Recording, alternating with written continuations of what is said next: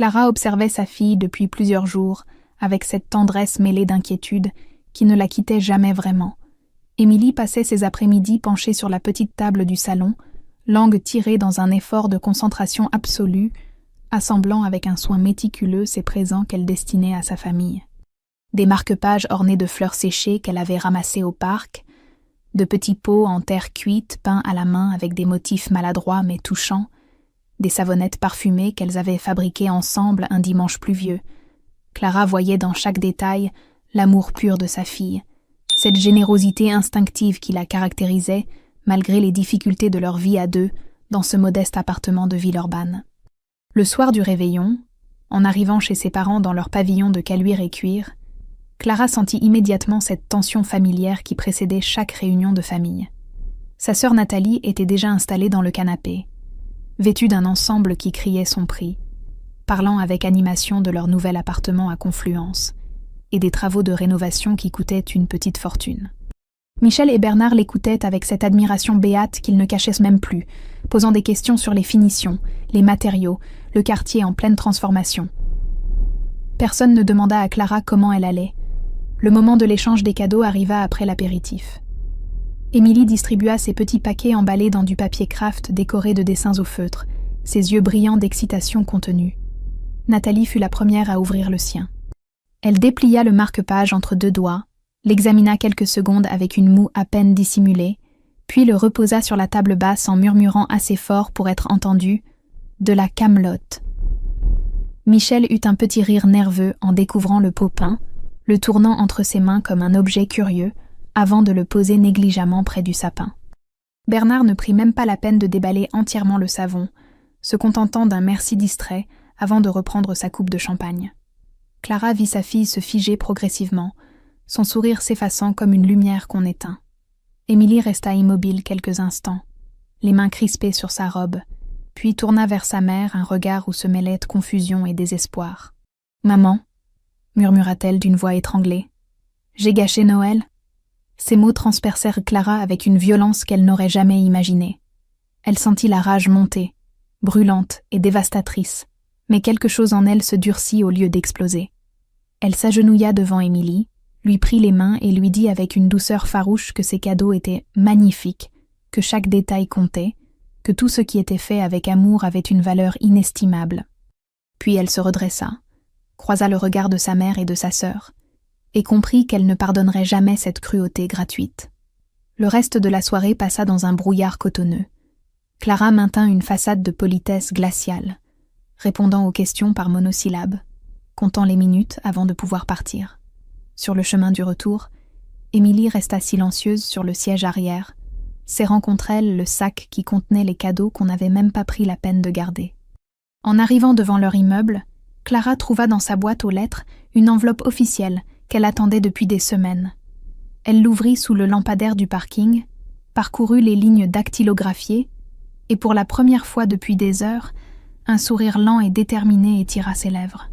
Clara ne dormit pas cette nuit-là. Assise dans la pénombre de son petit salon, la lettre du rectorat posée devant elle sur la table basse, elle laissa les souvenirs remonter comme une vague qu'elle avait contenue trop longtemps. 6 ans plus tôt, quelques semaines après la naissance d'Émilie, Julien était parti sans explication véritable, laissant juste un message griffonné sur un post-it collé au réfrigérateur. Elle s'était retrouvée seule avec un nourrisson, un appartement dont elle ne pouvait plus payer le loyer, et des études d'infirmière interrompues à 1 an du diplôme. Ses parents avaient accueilli la nouvelle avec ce mélange d'apitoiement et de reproches qui leur était propre, tandis que Nathalie avait eu ce sourire en coin qui disait clairement qu'elle n'était pas surprise. Les années qui suivirent furent une succession de petits boulots précaires et de nuits trop courtes. Clara avait travaillé comme aide à domicile, puis comme auxiliaire de vie, avant de décrocher enfin un poste d'auxiliaire de puériculture dans une crèche municipale de Villeurbanne. Chaque réunion de famille devenait l'occasion pour sa mère de soupirer en évoquant ses choix malheureux, pour son père de comparer son salaire dérisoire au bonus du mari de Nathalie, pour sa sœur de raconter ses vacances aux Maldives pendant que Clara comptait ses centimes pour payer les fournitures scolaires. Personne ne voyait les cernes sous ses yeux. Personne ne remarquait qu'elle ne prenait jamais de dessert pour économiser quelques euros. Personne ne se demandait comment elle tenait debout. Ce qu'ils ignoraient tous, ce qui la faisait sourire maintenant dans l'obscurité de son salon, c'est qu'il y a 2 ans, elle avait repris secrètement ses études par correspondance. Chaque soir, après avoir couché Émilie, elle s'installait à cette même table et étudiait jusqu'à minuit passé, rattrapant le retard accumulé, validant module après module avec une détermination féroce.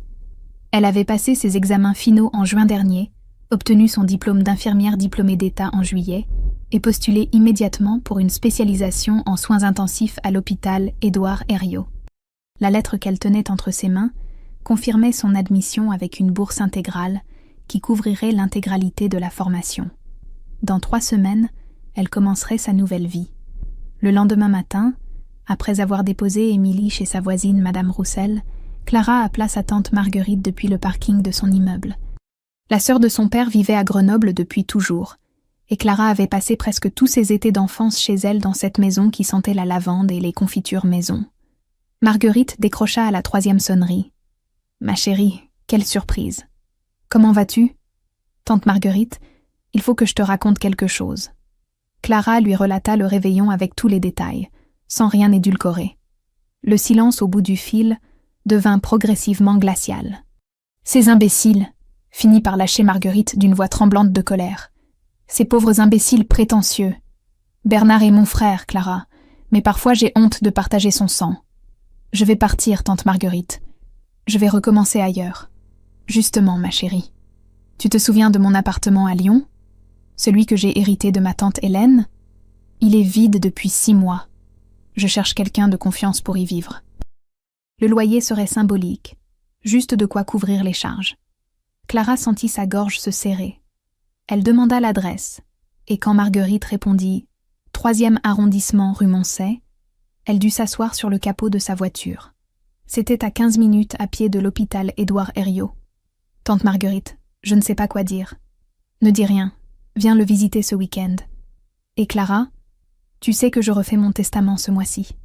Ton père et Nathalie ne le savent pas encore, mais certaines choses vont changer dans cette famille. » Après avoir raccroché, Clara resta immobile dans le froid de janvier, regardant les immeubles gris de Villeurbanne se découper sur le ciel hivernal.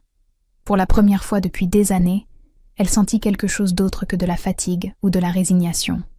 Elle sentit de l'espoir, féroce et brûlant comme une flamme qu'on aurait cru éteinte. Les 3 jours qui suivirent le réveillon, Clara n'envoya aucune nouvelle à sa famille. Son téléphone vibra plusieurs fois avec des messages de sa mère, des textes courts et vagues qui ne mentionnaient jamais l'incident. « Tu es bien rentrée ?» Le lendemain matin. « Émilie va bien ?» Le surlendemain. « On pourrait déjeuner cette semaine ?» Le 3e jour. Rien sur les cadeaux jetés, rien sur les larmes d'une enfant de 8 ans, rien qui ressemble de près ou de loin à des excuses. Clara supprima chaque message sans répondre. Nathalie, elle, ne donna aucun signe de vie, ce qui ne surprit personne. Clara utilisa ses journées avec une efficacité qu'elle ne se connaissait pas. Le samedi matin, elle prit le métro jusqu'au 3e arrondissement avec Émilie et découvrit l'appartement de tante Marguerite. C'était un T3 au 2e étage d'un immeuble haussmannien de la rue Moncey, avec des moulures au plafond, un parquet en chêne qui craquait doucement sous les pas et des fenêtres qui donnaient sur une petite cour intérieure où poussait un marronnier. Émilie courut d'une pièce à l'autre en poussant des cris de joie, découvrant la chambre qui serait la sienne, suffisamment grande pour accueillir un vrai bureau et une bibliothèque. Clara resta longtemps devant la fenêtre du salon, observant les toits de Lyon qui s'étendaient jusqu'aux collines de Fourvière. Elle signa le bail le jour même. Le dimanche, elle commença à trier leurs affaires dans l'appartement de Villeurbanne, séparant ce qu'elles emmèneraient de ce qu'elles vendraient ou donneraient. Émilie travaillait en silence à ses côtés, pliant ses vêtements avec application. À un moment, elle leva les yeux vers sa mère. « Maman, on part parce que mamie et tante Nathalie n'ont pas aimé mes cadeaux ?»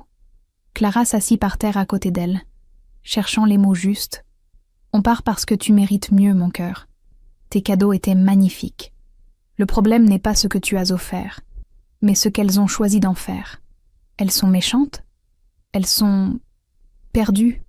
Elles pensent que la valeur des choses se mesure à leur prix. Mais toi et moi, on sait que ce qui compte vraiment, c'est l'amour qu'on met dedans. Alors on va où ? On va voler de nos propres ailes. » Émilie sourit pour la première fois depuis le réveillon, et Clara sentit quelque chose se dénouer dans sa poitrine. Le lundi matin, elle se rendit à l'hôpital Édouard Herriot pour signer son contrat. Le service des ressources humaines l'a reçue avec une efficacité bienveillante, lui remettant son badge, son planning de formation et les documents administratifs qu'elle devrait compléter avant sa prise de poste début février. En sortant du bureau, elle croisa dans le couloir un homme d'une quarantaine d'années en blouse blanche, un stéthoscope autour du cou, qui s'arrêta net en la voyant. « Clara ? Clara Moreau ?» Elle mit quelques secondes à le reconnaître. Alexandre Beaumont, médecin intensiviste qu'elle avait brièvement rencontré lors d'un stage il y a 7 ans, juste avant de tomber enceinte d'Émilie. Il avait été l'un des rares à l'encourager vraiment, à lui dire qu'elle avait le profil pour devenir une excellente infirmière. « Docteur Beaumont, quelle surprise. Qu'est-ce que vous faites ici ? Je commence ma spécialisation en soins intensifs le mois prochain. Dans votre service, apparemment. » Il eut un sourire qui creusa des rides au coin de ses yeux. « Vous avez fini vos études alors. Je savais que vous y arriveriez. Avec une fille en plus, si mes souvenirs sont bons, vous avez bonne mémoire. On n'oublie pas les gens qui ont cette détermination dans le regard. Bienvenue dans l'équipe, Clara. » Ils échangèrent encore quelques mots avant de se séparer, mais Clara garda longtemps en mémoire ce regard franc et chaleureux, si différent de ceux qu'elle croisait lors des réunions familiales. Le soir du 2 janvier, Clara envoya enfin un message à sa mère. Court, neutre, sans appel. « Nous viendrons vous voir le 3 janvier. J'ai des choses à vous dire. » Michel essaya de l'appeler immédiatement. Clara regarda son téléphone vibrer sur la table sans décrocher, puis l'éteignit complètement. Le 3 janvier à 15h, Clara sonna à la porte de ses parents avec Émilie à ses côtés. Michel ouvrit avec un sourire crispé qui ne montait pas jusqu'à ses yeux. Bernard était assis dans le salon, et Nathalie occupait le fauteuil près de la fenêtre, jambes croisées, consultant son téléphone avec une indifférence ostensible. L'atmosphère était lourde, chargée de cette tension électrique qui précède les orages. Clara ne perdit pas de temps en politesse. Elle sortit de son sac les 3 présents qu'Émilie avait confectionnés et les déposa méthodiquement sur la table basse, comme des pièces à conviction dans un procès. Le marque-page aux fleurs séchées, le petit pot peint à la main, le savon parfumé. Personne ne dit un mot. Émilie a passé des semaines à faire ses cadeaux avec amour. Vous les avez traités comme des déchets devant elle. Une enfant de 8 ans. Michel eut ce geste vague de la main qu'elle faisait toujours quand elle voulait minimiser quelque chose. « Clara, voyons, tu exagères. Ce n'était pas si grave. Tu as toujours été trop sensible. » Je n'ai pas terminé. Le ton était si calme, si glacial, que Michel se tut immédiatement. Clara resta debout au centre de la pièce, droite comme une lame. Pendant des années, vous m'avez traitée comme la fille qui avait échoué, celle qui avait fait les mauvais choix. Vous avez encensé Nathalie et sa vie parfaite pendant que je me battais pour survivre. Nathalie leva enfin les yeux de son téléphone, un sourire amusé aux lèvres. Parce que j'ai construit quelque chose, Clara. J'ai un mari, un patrimoine, une vraie vie. Toi, tu es restée coincée dans tes petits emplois parce que tu as choisi un homme qui t'a abandonnée. Clara ne sia pas. Elle plongea la main dans son sac et en sortit 3 documents qu'elle déposa à côté des cadeaux d'Émilie. Son diplôme d'infirmière diplômée d'État, sa lettre d'admission à la spécialisation en soins intensifs, son contrat à l'hôpital Édouard Herriot. Pendant que vous me jugiez, j'étudiais. Tous les soirs après avoir couché ma fille, je travaillais. J'ai validé mon diplôme en juin, obtenu une spécialisation avec bourse intégrale, et je commence au service de réanimation dans 3 semaines. J'ai réussi seule ce que vous n'avez jamais cru que je pourrais faire. Le silence qui suivit fut total. Bernard se leva lentement, ramassa le diplôme, le parcourut des yeux. Son visage passa par plusieurs expressions contradictoires, avant de se figer sur quelque chose qui ressemblait à du regret. « Clara, c'est une excellente nouvelle. Nous sommes fiers de toi. » Non. Le mot claqua comme un coup de fouet. Vous n'avez pas le droit d'être fier. Vous n'étiez pas là. Vous ne m'avez jamais soutenu. Et je refuse désormais d'accepter vos miettes de respect, maintenant que je corresponds enfin à vos critères de réussite. Michel fit un pas vers elle, les yeux embués. « Ma chérie, tu ne peux pas nous en vouloir éternellement. Nous sommes ta famille. Une famille ne fait pas ce que vous avez fait à Émilie. Une famille ne passe pas des années à rabaisser l'un de ses membres pour en glorifier un autre. » Clara ramassa ses documents et prit la main d'Émilie. Nous déménageons. Je coupe les ponts pour le moment. Émilie ne sera plus exposée à votre toxicité. Quand vous serez prêt à nous traiter avec le respect que nous méritons, vous savez où me trouver. Elle se dirigea vers la porte. Nathalie se leva brusquement, le visage déformé par une rage qu'elle ne cherchait plus à dissimuler.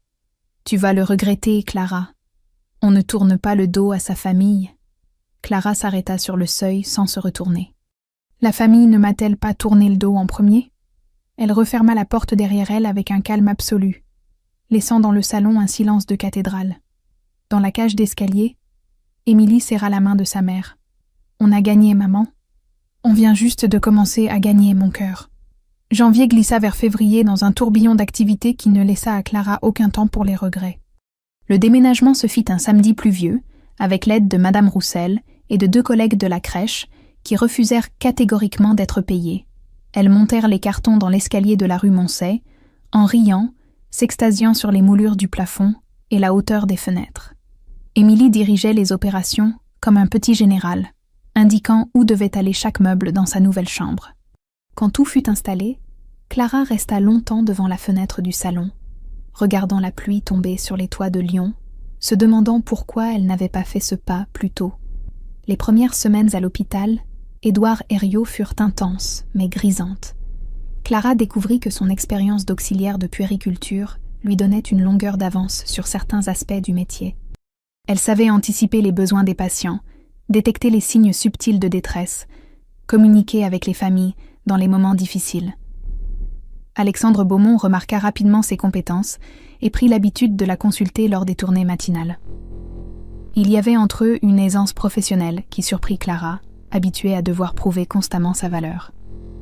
Un mardi de fin février, pendant la pause déjeuner, Alexandre s'assit à sa table à la cafétéria du personnel. « Vous vous adaptez remarquablement bien. Les autres internes sont impressionnés. J'ai eu une bonne formation sur le terrain. Rien ne remplace des années à travailler dans l'urgence avec peu de moyens. C'est exactement ce que je me disais. Vous avez cette qualité rare qui ne s'enseigne pas dans les écoles. L'empathie vraie. » Clara sentit ses joues s'empourprer légèrement. Elle n'avait pas l'habitude des compliments sincères. Alexandre continua, plus hésitant cette fois. « Je ne veux pas être intrusif, mais j'ai remarqué que vous ne parliez jamais de votre famille. Votre fille va bien ?» Émilie est épanouie. Elle adore sa nouvelle école. Elle s'est fait 3 amis en 2 semaines. C'est tout ce qui compte. Et le reste de votre famille ? Clara but une gorgée de café avant de répondre. Il n'y a pas de reste pour le moment. C'est mieux ainsi. Alexandre hocha la tête sans insister. Mais Clara vit dans son regard quelque chose qui ressemblait à de la compréhension. Ils parlèrent d'autre chose. De cas cliniques, de protocoles, de la nouvelle machine d'échographie qui arrivait la semaine suivante. Mais quand ils se séparèrent, Clara garda longtemps en mémoire la chaleur de cette conversation, si différente des échanges creux qu'elle avait connus pendant des années. Mars arriva avec ses premières douceurs printanières.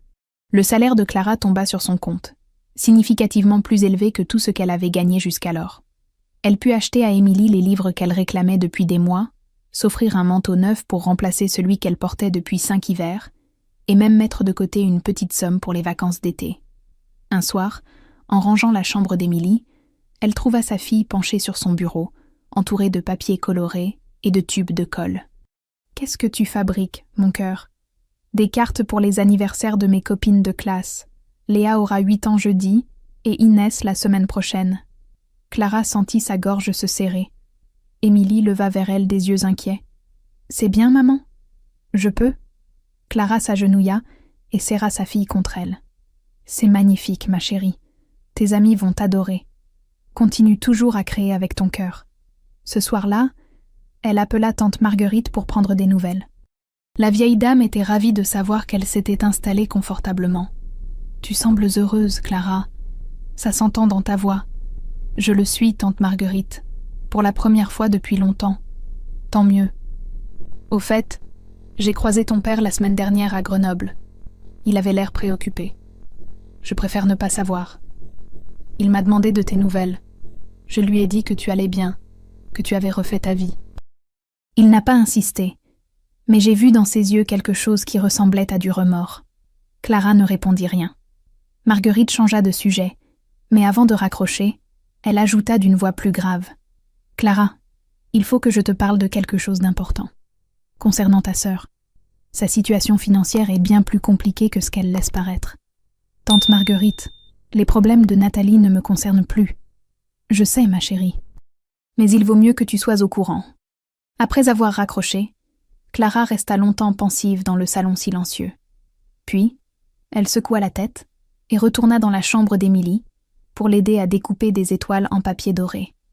L'appel arriva un mardi matin de fin mars, alors que Clara finissait sa garde de nuit au service de réanimation. Le numéro de son père s'afficha sur l'écran et elle hésita plusieurs secondes avant de décrocher. La voix de Bernard était méconnaissable, brisée par quelque chose qui ressemblait à de la panique pure. « Clara, c'est ta mère. Elle est à l'hôpital de la Croix-Rousse. Un AVC. Tu peux venir ?» Clara sentit son cœur se serrer malgré tout ce qui s'était passé. Elle demanda des détails avec le calme professionnel qu'elle avait développé au fil des années, nota les informations essentielles et promit d'arriver dans l'heure. Elle confia Émilie à Madame Roussel, prit le métro jusqu'à la Croix-Rousse et retrouva son père dans la salle d'attente du service de neurologie. Bernard avait vieilli de 10 ans en 3 mois. Ses épaules étaient voûtées, ses mains tremblaient légèrement, et quand il vit Clara, quelque chose se brisa dans son regard. Michel était stabilisé mais encore sous surveillance rapprochée. L'AVC était ischémique, de gravité moyenne, avec un pronostic plutôt favorable si elle suivait scrupuleusement le traitement. Clara parla longuement avec le neurologue de garde, posa les questions techniques que Bernard n'aurait jamais su formuler, prit des notes sur un carnet. Nathalie arriva 1 heure plus tard, les traits tirés, le maquillage imparfait pour la première fois depuis que Clara la connaissait. Les 2 sœurs se saluèrent d'un hochement de tête sans se toucher. Ce fut seulement dans l'après-midi, quand Michel fut transféré en chambre individuelle et qu'elles purent la voir quelques minutes, que quelque chose bascula. Leur mère était pâle, fragile, connectée à plusieurs moniteurs qui bipaient doucement. Quand elle vit Clara, ses yeux se remplirent de larmes. « Tu es venue ?»« Bien sûr que je suis venue. » Clara s'assit au bord du lit, prit la main de sa mère avec cette douceur professionnelle qu'elle utilisait avec tous ses patients, mais quelque chose de plus profond transparaissait malgré elle. Michel serra ses doigts avec une force surprenante. « Je suis désolée, Clara. Pour tout. Pour Noël. Pour toutes ces années. J'ai été une mauvaise mère. » « Maman, ce n'est pas le moment. » »« Si, c'est exactement le moment. On ne sait jamais quand c'est la dernière fois. » Dans le couloir, Bernard attendait avec Nathalie. Quand Clara sortit de la chambre, son père se leva brusquement. « Clara, je voudrais te parler. » Seul à seul. Ils descendirent à la cafétéria. Bernard commanda 2 cafés qu'ils ne burent ni l'un ni l'autre. Il resta longtemps silencieux, tournant sa tasse entre ses mains, cherchant ses mots. « Je te dois des excuses. Pas à cause de ce qui arrive à ta mère, mais parce que j'aurais dû te les présenter il y a longtemps. Papa ? Non, laisse-moi finir. J'ai toujours eu des attentes injustes envers vous deux. Avec Nathalie, je voulais la sécurité que je n'avais jamais eue. Avec toi, je ne supportais pas de voir mes propres échecs reflétés dans tes difficultés. C'était lâche et cruel. » Clara sentit quelque chose bouger dans sa poitrine, une douleur ancienne qui commençait à se desserrer. « Tu sais ce qui m'a fait le plus mal ? Ce n'est pas que vous ne m'ayez jamais aidé. C'est que vous ne m'ayez jamais vue. Vraiment vue. Je te vois maintenant, et j'ai honte de ce que j'ai laissé faire. » Les jours suivants, Clara revint régulièrement à l'hôpital. Elle parlait avec les médecins, expliquait à son père les protocoles de rééducation, réorganisait le retour à domicile de Michel. Un après-midi, elle croisa Nathalie dans le couloir. Sa sœur semblait épuisée. Ses vêtements de marque ne parvenaient plus à masquer quelque chose de profondément défait. « Je peux te parler 5 minutes ?» Elles s'assirent sur un banc près de la fenêtre. Nathalie regarda longtemps ses mains avant de parler. « J'ai été jalouse de toi pendant des années, de ta force, de ton courage, de ta capacité à élever Émilie seule. Ma vie parfaite n'est qu'une façade, Clara.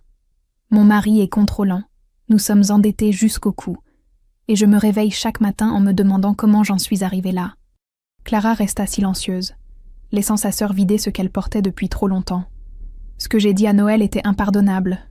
Je le sais. Mais je voulais que tu saches que ça venait de ma propre misère, pas de ce que tu es vraiment. Nathalie, tu as besoin d'aide? Probablement. Mais d'abord, j'ai besoin de démêler le chaos que j'ai créé. Quand Clara rentra chez elle ce soir-là, elle trouva Émilie en train de dessiner à la table du salon. Sa fille leva vers elle des yeux inquiets. « Mamie va mourir? Non, mon cœur. Elle va se remettre. Ça prendra du temps, mais elle va guérir. Elle m'a fait de la peine à Noël. Mais je ne veux pas qu'elle meure. » Clara serra sa fille contre elle, émue par cette capacité d'amour qui survivait malgré la blessure. « Tu as un grand cœur, Émilie. Ne le perds jamais. » Marguerite appela un samedi matin d'avril, alors que Clara préparait le petit déjeuner avec Émilie. Sa voix avait cette gravité particulière qui annonçait les conversations importantes. « Clara, ma chérie, il faut que je te parle de quelque chose que j'aurais dû te dire il y a longtemps. Peux-tu venir à Grenoble ce week-end? Seule, si possible. » Clara confia Émilie à Madame Roussel pour la journée et prit le train jusqu'à Grenoble. Marguerite l'attendait dans son petit appartement, qui sentait toujours la lavande et le café fraîchement moulu. Elles s'installèrent dans le salon, et la vieille dame sortit une boîte en métal, qu'elle posa sur la table basse. « Ce que je vais te raconter concerne ton père, et explique beaucoup de choses sur cette famille. » Elle ouvrit la boîte, et en sortit des documents jaunis, des relevés bancaires datant de 25 ans plus tôt, des lettres manuscrites. L'histoire qu'elle déroula était celle d'une trahison silencieuse. Quand Clara avait 10 ans, leur grand-père paternel était décédé en laissant un héritage substantiel à partager entre Bernard et Marguerite. Au lieu de diviser équitablement ou d'investir pour sa famille, Bernard avait utilisé sa part pour lancer une affaire immobilière avec un associé véreux. L'entreprise avait coulé en moins de 2 ans, emportant avec elle l'intégralité de l'argent. Michel n'avait jamais su l'ampleur exacte de la somme perdue. « Ton père a passé des années à rembourser des dettes secrètes. C'est pour ça que vous avez vécu dans cette obsession permanente de la sécurité financière. C'est pour ça qu'il a projeté sur vous deux cette peur maladive de l'échec. » Clara écoutait en silence, les pièces du puzzle familial s'assemblant enfin en une image cohérente. « Il y a autre chose que tu dois savoir. J'ai refait mon testament le mois dernier. Je lègue l'appartement de Lyon et cette maison de Grenoble à toi et Émilie. Pas par vengeance contre ton père, mais parce que je vois en vous l'avenir, la capacité de construire quelque chose de sain. Tante Marguerite, je ne sais pas quoi dire. Ne dis rien, mais sache aussi que ton père est venu me voir il y a 3 semaines. Il voulait que je lui prête de l'argent pour aider Nathalie. Son mari a accumulé des dettes importantes. Leur appartement de Confluence est hypothéqué et ils sont au bord de la faillite. J'ai refusé. » Clara rentra à Lyon avec ces révélations qui tournèrent dans sa tête comme des oiseaux en cage. Elle aurait pu utiliser ces informations comme des armes, exposer les secrets de son père, révéler la situation désespérée de Nathalie. Mais en regardant défiler le paysage par la fenêtre du train, elle réalisa quelque chose de fondamental. La vengeance ne lui apporterait aucune paix. Elle avait déjà reconstruit sa vie, prouvé sa valeur, retrouvé sa dignité. Le reste n'avait plus d'importance. Le dimanche soir, elle organisa un dîner dans son appartement. Elle invita ses parents et Nathalie, consciente que ce serait difficile mais nécessaire. Michel était encore fragile, marchant avec une canne, mais son regard avait retrouvé une clarté nouvelle. Bernard semblait nerveux, comme s'il pressentait quelque chose. Nathalie arriva la dernière, sans son mari, les traits marqués par des mois de stress. Après le repas, alors qu'Émilie jouait dans sa chambre, Clara posa ses mains sur la table et parla avec une calme autorité. « Je sais pour l'héritage, papa. Je sais pour l'argent perdu, pour les dettes, pour les mensonges. » Bernard devint livide. Michel tourna vers lui un regard stupéfait. « Quoi? De quoi parle-t-elle? »« Je sais aussi pour ta situation, Nathalie. Les dettes, l'appartement hypothéqué, tout. » Nathalie baissa les yeux, incapable de soutenir son regard. Clara continua, sa voix restant étonnamment douce. « Je pourrais utiliser tout ça contre vous. Je pourrais vous humilier comme vous m'avez humilié. Mais je ne le ferai pas. Parce que j'ai compris quelque chose. La vengeance ne construit rien. Elle ne fait que perpétuer la douleur. » Elle se leva, alla chercher les 3 présents d'Émilie qu'elle avait gardés et les plaça devant eux. « J'ai reconstruit ma vie non pas pour me venger, mais pour retrouver ma dignité. Émilie et moi méritons le respect. Nous l'avons toujours mérité. Si vous voulez faire partie de notre vie désormais, ce sera à nos conditions. Avec honnêteté, avec respect, avec reconnaissance de nos valeurs. Le silence qui suivit fut long et pesant. Puis Nathalie releva la tête, et pour la première fois depuis des années, Clara vit dans les yeux de sa sœur quelque chose qui ressemblait à de l'admiration sincère. « Apprends-moi comment tu as fait, comment on recommence quand tout s'effondre. » Clara tendit la main à travers la table. « On commence par l'honnêteté, et par accepter qu'on mérite mieux que ce qu'on s'est laissé devenir. » Les mois qui suivirent furent une période de reconstruction lente mais profonde pour toute la famille. Le printemps glissa vers l'été dans une série de petits gestes qui réparaient progressivement ce qui avait été brisé. Michel, en convalescence, commença une thérapie qu'elle aurait dû entreprendre des années plus tôt. Elle appelait Clara 2 fois par semaine, non plus pour se plaindre ou critiquer, mais pour prendre des nouvelles, pour écouter vraiment. Les conversations restaient parfois maladroites, chargées de silence embarrassé, mais quelque chose de sincère commençait à émerger. Nathalie prit la décision la plus difficile de sa vie en juin. Elle quitta son mari, vendit l'appartement de Confluence pour rembourser les dettes et loua un studio modeste dans le 7e arrondissement. Pour la première fois depuis son mariage, elle chercha du travail. Une amie lui proposa un poste d'assistante dans une galerie d'art contemporain du quartier des Terreaux. Le salaire était dérisoire comparé à ce qu'elle avait connu. Mais quand elle appela Clara pour lui annoncer qu'elle avait accepté, il y avait dans sa voix une fierté nouvelle que Clara reconnut immédiatement. « Je commence lundi. Je ne sais même pas comment on fait un virement bancaire, Clara. J'ai toujours eu quelqu'un pour s'occuper de ça. Tu apprendras. » Comme nous avons tous appris. Les 2 sœurs prirent l'habitude de déjeuner ensemble 1 fois par mois. Elles parlèrent de choses simples, de films, de livres, du quotidien avec Émilie. Un jour, Nathalie avoua qu'elle avait passé des années à envier Clara sans jamais comprendre pourquoi. « Maintenant, je sais. Tu étais libre. Même dans la difficulté, tu te construisais selon tes propres termes. Moi, je me suis laissée définir par mon mari, par l'argent, par le regard des autres. À l'hôpital, Clara excellait. Elle fut promovée infirmière coordinatrice de l'unité de soins intensifs en juillet, une reconnaissance qui la remplit d'une satisfaction tranquille. Alexandre Beaumont continuait d'être une présence constante et réconfortante. Leurs conversations à la cafétéria duraient de plus en plus longtemps, dérivant des cas cliniques vers des sujets plus personnels. Il lui parla de son divorce 3 ans plus tôt, de sa fille de 12 ans qu'il voyait un week-end sur 2, de sa passion pour la randonnée en montagne. Un vendredi soir de fin août, alors qu'ils quittaient à l'hôpital ensemble après une garde difficile, Alexandre s'arrêta sur le parvis. « Clara, est-ce que je peux t'inviter à dîner ? Pas comme collègue, comme autre chose. » Clara sentit son cœur s'accélérer. Elle avait 40 ans passés, une fille de 9 ans, et n'avait pas eu de véritable rendez-vous depuis des années. Mais quand elle croisa le regard d'Alexandre, elle vit une sincérité qui balaya toutes ses hésitations. « J'aimerais beaucoup. » Leur premier dîner eut lieu dans une petite brasserie des pentes de la Croix-Rousse. Ils parlèrent pendant 3 heures, de leurs parcours respectifs, de leurs doutes, de leurs espoirs. Alexandre ne cherchait pas à impressionner ou à séduire de manière conventionnelle. Il écoutait vraiment, posait des questions qui montraient qu'il comprenait la complexité de sa vie.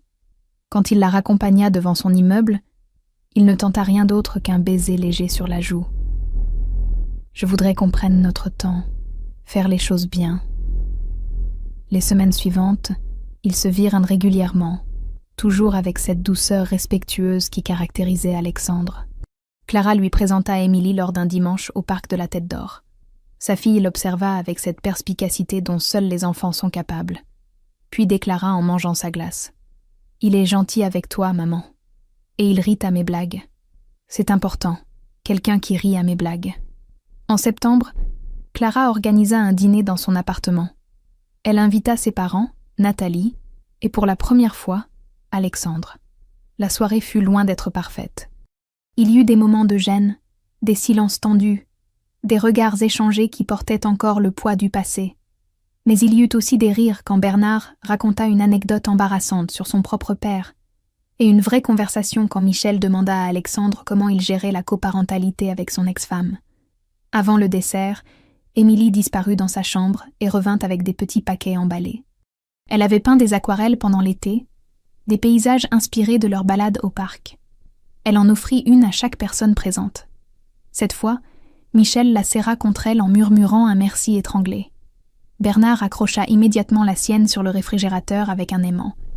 Nathalie la contempla longuement avant de dire qu'elle allait l'encadrer pour la mettre dans son studio. C'est le plus beau cadeau qu'on m'ait jamais fait. Octobre arriva avec ses premières pluies automnales et une nouvelle inattendue. Tante Marguerite appela Clara un mardi matin, sa voix inhabituellement faible au téléphone. « Ma chérie, il faut que tu viennes à Grenoble. J'ai quelque chose à te dire. » Clara prit le premier train. Elle trouva Marguerite dans son appartement, amaigrie, le teint cireux. Le diagnostic tomba comme un coup près. Cancer du pancréas. Stade avancé, découvert trop tard. Marguerite l'avait su depuis des mois, mais avait choisi de le garder pour elle. Je ne voulais pas être un fardeau, et j'avais des choses à mettre en ordre avant de partir. Les semaines qui suivirent furent douces, amères. Clara obtint un congé partiel pour passer du temps à Grenoble. Elle s'installa dans la chambre d'amis, transforma le salon en espace de soins palliatifs avec l'aide d'une équipe médicale locale. Émilie venait tous les week-ends, apportant ses dessins, ses histoires d'école, sa présence lumineuse qui arrachait des sourires à Marguerite, même dans les moments les plus difficiles. Un après-midi de novembre, alors que la pluie tambourinait contre les fenêtres, Marguerite prit la main de Clara. « Tu m'as offert le plus beau des cadeaux, tu sais. Tu m'as montré ce qu'est la vraie force, pas la vengeance ou l'amertume, la dignité, la capacité de pardonner sans oublier, de reconstruire sans détruire. Tante Marguerite, c'est toi qui m'as tout donné. Non, ma chérie. Je t'ai juste ouvert une porte. C'est toi qui as eu le courage de la franchir. » Marguerite s'éteignit paisiblement 3 jours avant Noël, avec Clara tenant sa main gauche et Émilie sa main droite. Aux funérailles à Grenoble, toute la famille était présente. Bernard pleura ouvertement pour la première fois que Clara se souvenait, murmurant des excuses à sa sœur disparue. Michel déposa sur le cercueil un bouquet de lavande séché. Nathalie lut un poème de Prévert d'une voix tremblante mais claire. De retour à Lyon après les obsèques, Clara se retrouva face à un choix difficile. Elle avait proposé d'organiser le réveillon de Noël chez elle, exactement 1 an après celui qui avait tout déclenché. Mais avec la douleur encore fraîche de la perte de Marguerite, elle hésitait. « On fait quand même, maman », déclara Émilie avec cette sagesse qui la caractérisait. Tante Marguerite aurait voulu qu'on soit ensemble. Le 24 décembre au soir, l'appartement de la rue Moncey se remplit d'une chaleur douce. Clara avait préparé un repas simple mais généreux. Alexandre était là, ayant confié sa fille à son ex-femme pour cette soirée particulière. La table était décorée avec des branches de sapin et des bougies qu'Émilie avait disposées avec soin. Avant le dîner, Clara leva son verre. Sa voix était calme mais chargée d'émotion. « Il y a exactement 1 an, j'ai appris quelque chose d'essentiel. J'ai appris que la dignité ne se trouve pas dans la vengeance, mais dans la connaissance de sa propre valeur. Émilie m'a enseigné cela avec ses cadeaux faits avec amour. Ils n'ont jamais été de la camelote. Ils étaient purs, vrais, précieux. » Michel prit la parole à son tour, les larmes aux yeux. À Clara, qui nous a montré qu'il n'est jamais trop tard pour devenir meilleur. Et à Émilie, dont le cœur pur nous a révélé ce qui compte vraiment. Émilie distribua alors ses nouveaux présents. Cette année, elle avait peint des portraits de chaque membre de la famille sur de petites toiles. Celui de Marguerite était là aussi, souriant dans son jardin de Grenoble. Chaque cadeau fut reçu avec une gratitude sincère, serré contre les cœurs, admiré longuement. Après le repas, alors que les autres prenaient le café au salon, Alexandre attira Clara près de la fenêtre. Dehors, Lyon scintillait sous les décorations de Noël. « J'ai quelque chose à te demander. Nous sortons ensemble depuis 4 mois maintenant, et je sais que c'est peut-être trop tôt, mais je voudrais officialiser les choses. Pas me précipiter, juste faire les choses bien. Veux-tu être ma compagne, Clara ? Officiellement ? » Clara sentit son cœur déborder de cette joie tranquille qu'elle avait cru ne jamais connaître. Oui, 1000 fois oui. Plus tard dans la soirée, alors que tout le monde était parti et qu'Émilie dormait paisiblement dans sa chambre, Clara resta seule devant la fenêtre. Elle pensa à Marguerite, à cette année extraordinaire, à tout ce qui avait changé. Elle pensa aux cadeaux d'Émilie, à ces petits objets faits main qui avaient déclenché une révolution silencieuse. La vengeance aurait été facile. Détruire sa famille, les humilier, leur faire payer chaque blessure. Mais elle avait choisi un chemin plus difficile et infiniment plus beau.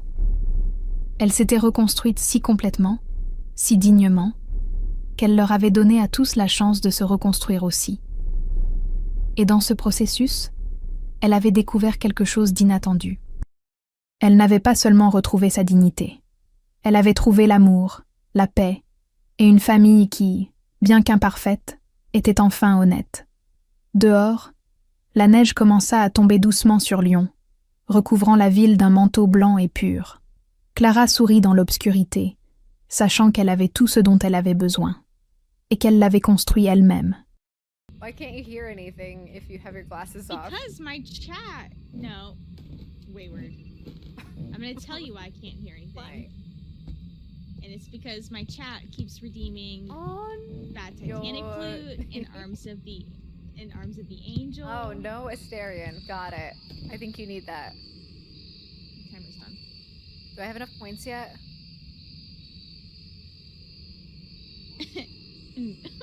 Yes, I have Twilight, enough hoa, points. hoa, hoa. I have enough points. Oh my god. Be ready for your ear holes to be blessed. Ew. First of all, don't talk about my holes.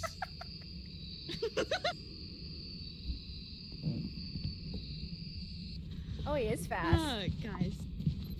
Oh, you gotta be quicker than that. Thank you for that. Thank you, Wayward, for the Astarion on your knees. You're welcome. You freak. You little freak. So well. Oh, you got it. Good. Third time's a charm. Got what? I'm trying to get in. Like, this... Let me Listen, this makes me sick, dude. What? He's just over here just walking the ghost around the Thank you freaking for the lodge. wonderful gamer. Like, it's no big deal. Like... I know, I'm supposed to be learning something, and instead Oh, okay, I'm in. I'm in. Ridiculous. Can we get the pictures? You got one pic. Yes, you got the picture. Old school gamer, thank you for the Dean Winchester. That glorious. All right, Sarah, sounds good. Give me one too. Actually, no, I'm good. Cheers. Okay, I'm here. All right, let's go upstairs. You already know what it is. It's a day in. I'm pretty sure. Thank you for the bad Harry Potter flute. I just love Yeah, what's up, Poison? How's it going? Dumbledore up there, just a girl. Oh, it's a tier 2 crucifix, huh? Yeah, It's rough. I have another one. Oh, you have another one? You have two? All right, let's cover, like, put another one over here so I can cover, like, the whole area. Thank you for the lyric, old school.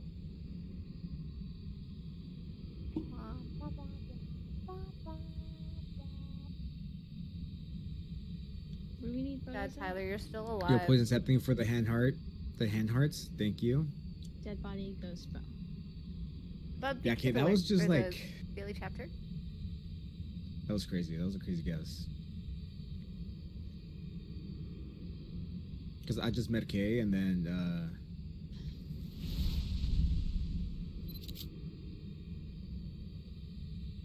No, we don't have a sound recorder. It stinks. And then I was like, "Are you from Minnesota?" She was like, "Yeah."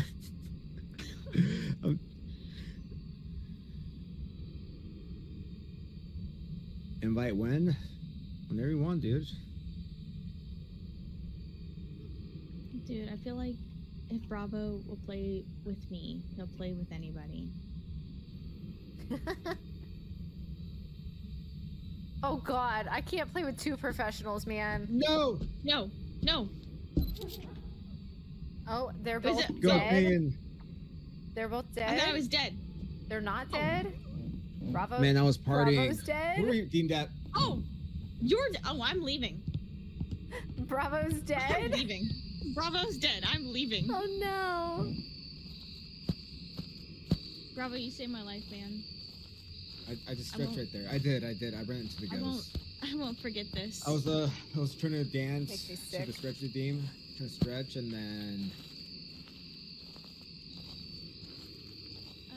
Mossy I said couldn't. something. I couldn't find W. It's right between Q Yeah, and okay. E. I'm also on TikTok. above S? Under 2 and 3? Dan? Tyler said, Yes, I'm ma'am. out of here. Yeah. You know Are you you're the good, B? favorites when the kids come to your room to see what snacks you'll sneak them. Old school. I'm causing chaos in everyone's chat. Yep, they definitely are. Old school, you're welcome in my chat always. I knew that was a day in the I whole lived- time, man. I did not even get close enough. Except for when it almost killed me and Bravo took a Oh, we got another proverbial drop to bullet pick the for me. map, Bravo. Just a heads up. No. All right, no worries. Princess Evie, thank you for the redeem. If y'all want to pick our next map or have a chance to pick our next map, it's exclamation drop in my chat on Twitch. All right, Kaylin, sounds good. Have a good night. And I'm doing And good, B. I'm doing Your good. favorite emoji. Yeah, followed by your favorite emoji. Okay, I'm back. Did I miss anything good? Oh, just, you know, me getting my cheeks clapped by the ghost. You went Worthy. Lauren. Are you still streaming, Worthy? Let's see. Oh, I'm not gonna hit it. I hit the Bub. wall. Is it okay if Worthy joins? Emilio, yeah, that's fine. Do we need to move Discords, or Okay. are we gonna bully Worthy into coming into my Discord? He should join your Discord. All right, Bub and Emilio, where would you like for us to go? Oh my God, we got Maybe two someone- professional and Princess Evie. Okay, Bub, Emilio, Princess Evie, where do you want to go? Please be nice. I'm new here. Oh my God, I'm new here. we have two. I don't know what I'm doing. Okay, we have High School Nels and Bub. Did you put one in? High school.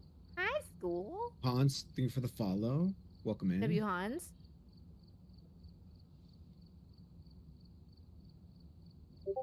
High school. So we do already have a Working on vote it. for High School. I don't know if I said thank you, Worthy, but thank you for the heart me and the go popular. Thank you, Hans. Hey Welcome Jordan, in, how's it welcome in. going? Oh, Emilio, why would you do that, brother?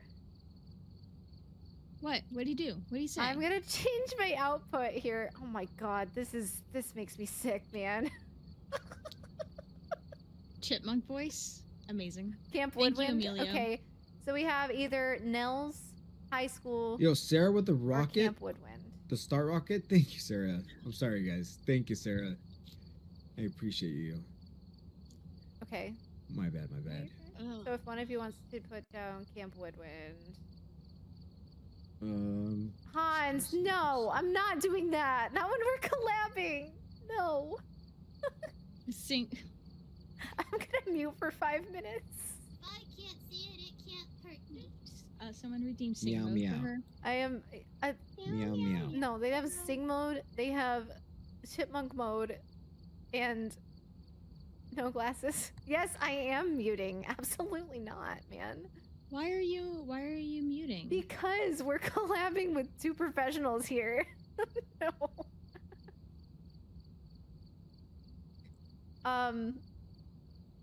Okay, do we how do I invite Worthy to my Discord? Here we go. Already Oh, did. you did? I invited Okay. him.